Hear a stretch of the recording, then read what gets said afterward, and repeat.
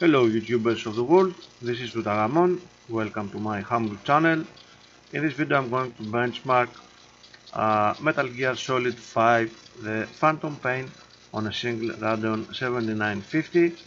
As always, this is a digital recording which is done on an external recorder at 60 frames per second. So what you will see in this video will be pure performance. No system resources are wasted for the recording itself. For this benchmarking video I'm using my old Core i7-860 which is overclocked to 4 GHz. Let me put some load on it. There we are. The system has 12 GB of RAM and the graphics card, the single Radeon 7950 Gigabyte Windforce 3, latest Crimson installed, overclocked to 1.1 GHz. So these are the system specs. For this benchmarking video I'm going to use scraps to gather real life gameplay, and we will see the result in this file and some analysis at the end of the video. So let me launch the game. Let's see the options and continue from there to the benchmark.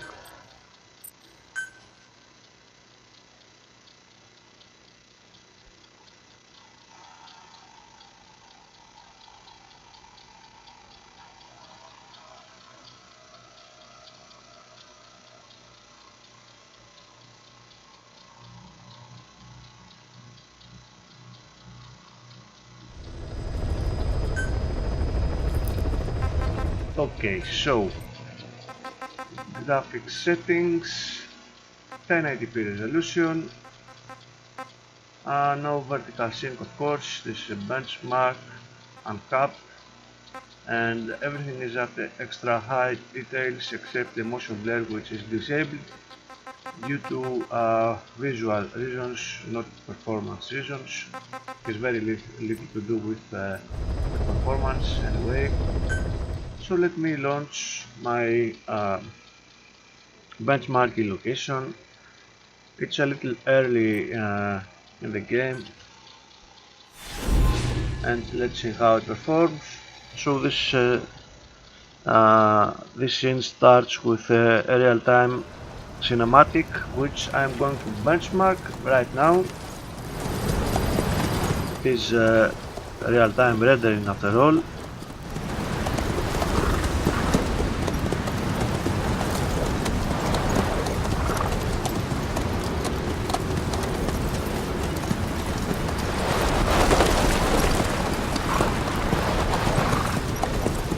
The area ahead is under total Soviet control. Miller's been captive for 10 days. Not much time left. Weather will clear shortly. Storm's passing.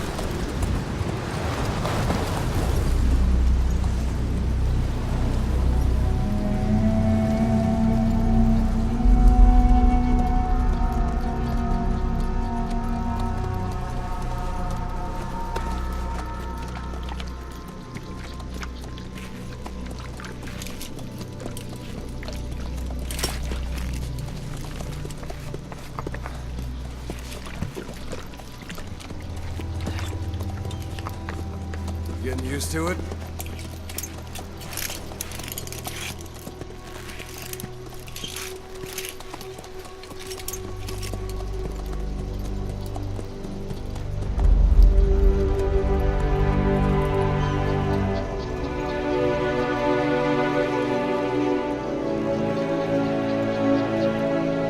After 9 years on ice, solo infiltration of the Soviet main ground forces. Should be the perfect warm-up.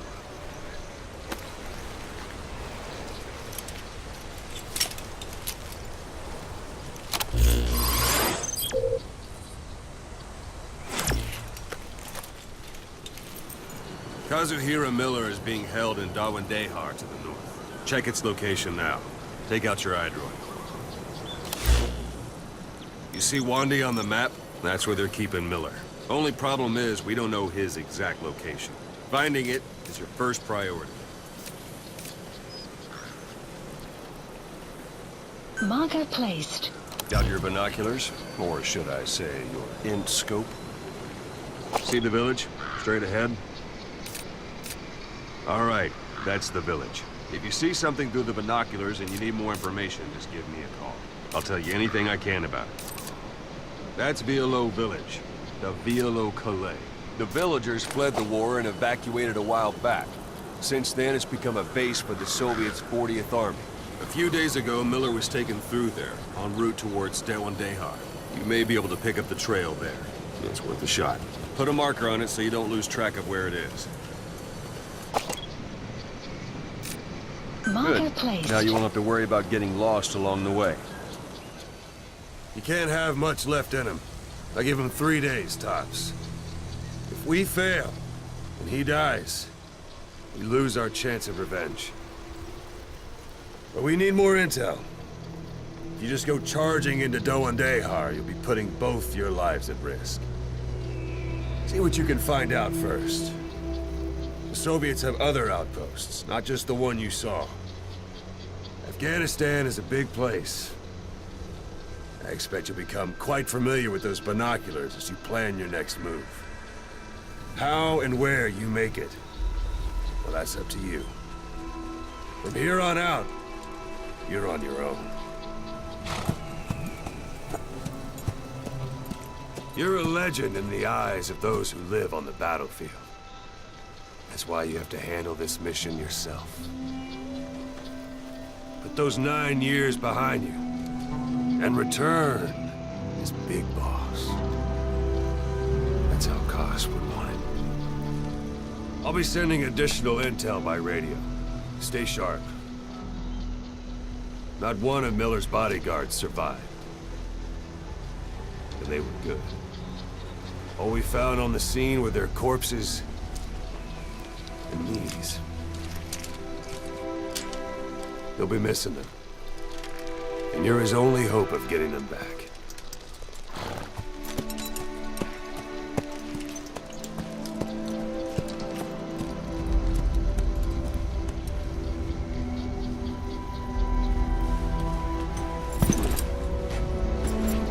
Now go!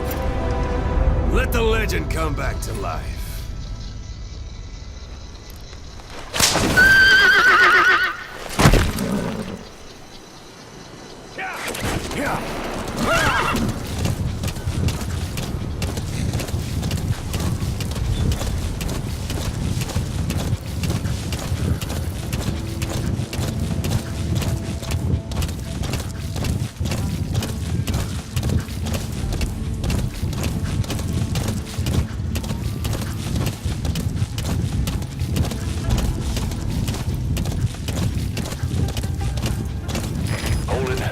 Soviet guard post. They're bound to be guards. Take a look with your binoculars. Put the enemy in the center of your sight, sound. Keep all your enemy senses in mind. When you're near an enemy, stay low and move slowly.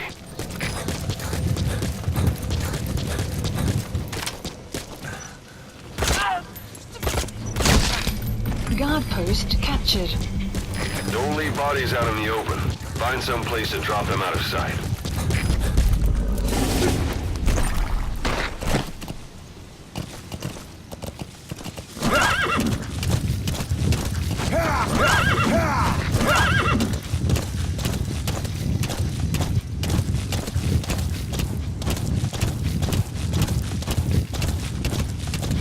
You're almost at the enemy outpost, Violo Village. The village is crawling with enemy soldiers. Don't just go waltzing in. Start with some recon. Is there anywhere that overlooks the village?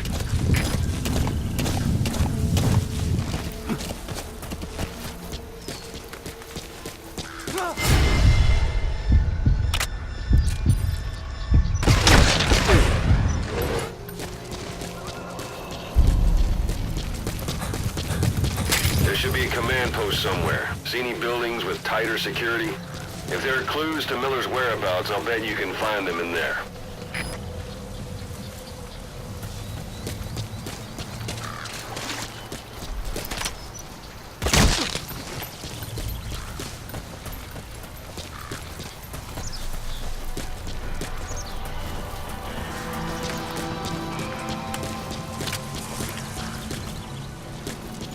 Shot!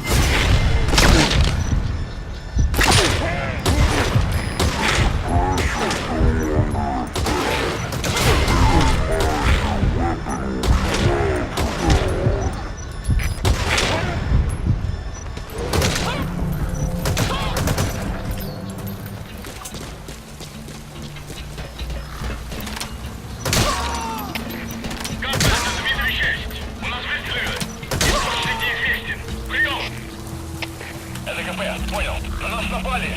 Всем подразделениям. Боевую готовность. Конец связи.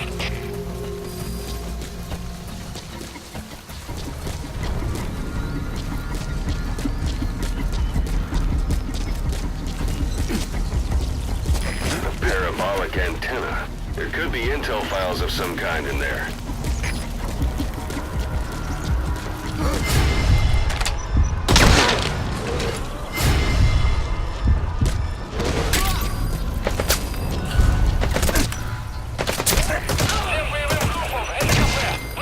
Outpost captured.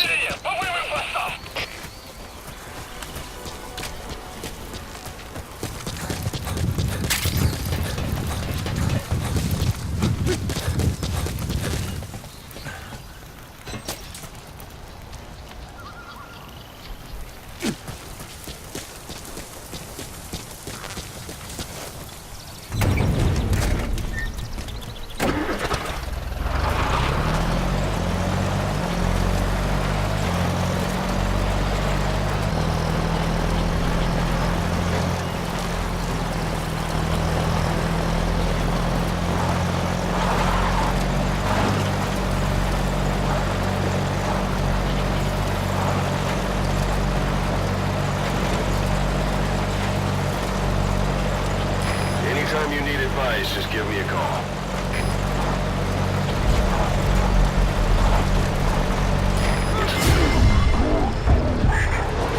Watch yourself.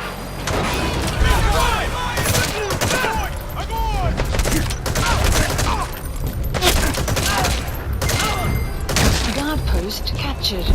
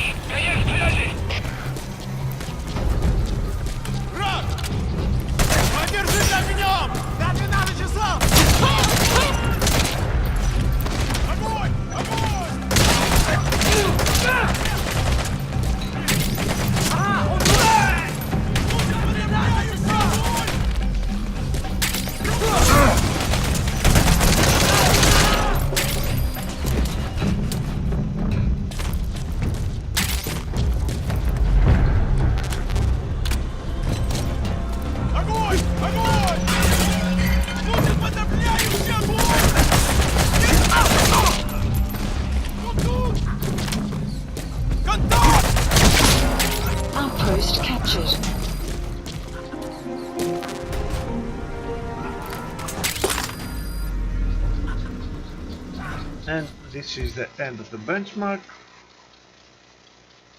Quite decent performance.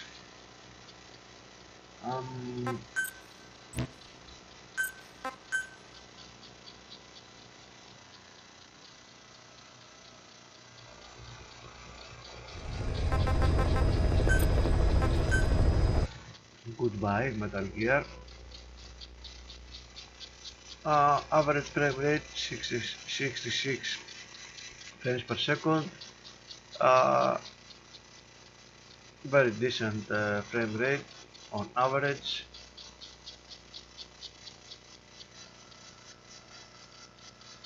Frame rate and frame times are excellent. Very good performance from this system in this game. Very well balanced engine actually. It's refreshing not to see spikes jumping all over the place. CPU usage at maximum, no CPU limits whatsoever. CPU usage is quite low.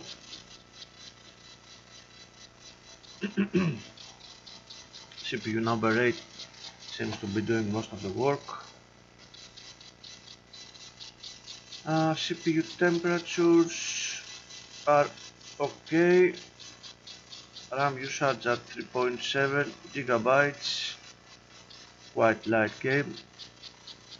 Core clock at 1.1 gigahertz. Video RAM usage at 2 gigabytes. For the most part 2.6 at a later point. And let's see what FLA calculator can show us.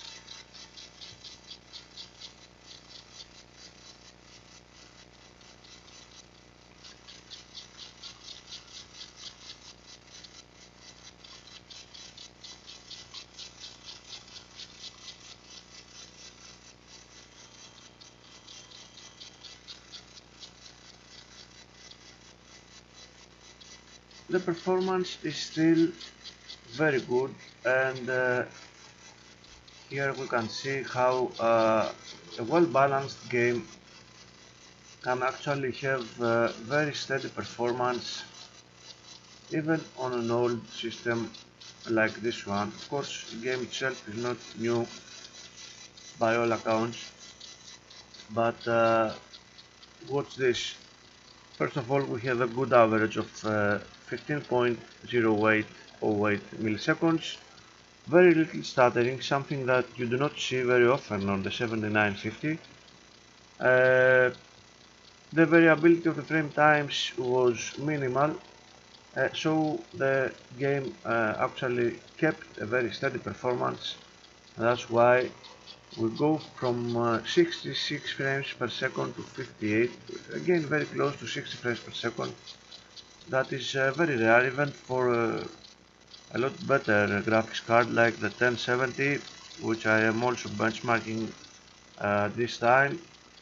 Of course, all this has to do with the game being quite light and well written, of course. Above 60 frames per second throughout the run. Very good performance. Very good frame times, minimal spikes, very steady performance, except during the end. I'm not sure what this is. Indeed, during the end we did have some delay with the soldier that came out of the window. Anyhow, nothing too important. Time spent beyond 16.7 milliseconds was very little according to the graph and the numbers. Very steady performance. Time spent to beyond curve. Once again, I look at these numbers. Very small numbers indicate very smooth frame rate. The milliseconds do not go very high for the most part. The percentile will also be quite decent. at 16.6 milliseconds. We are close to 90%. Very good performance. And the histogram, of course, of the frame times shows us that most of the frame times are at 16 milliseconds and below. We do have some at the 17 millisecond threshold. Again, a very decent frame time for all these frames. Very good performance. The game is absolutely enjoyable, no problem whatsoever. I wish I had benchmarked it a little sooner, but it's never too late. Thank you very much for watching, guys. I'll see you in my next video. Take care.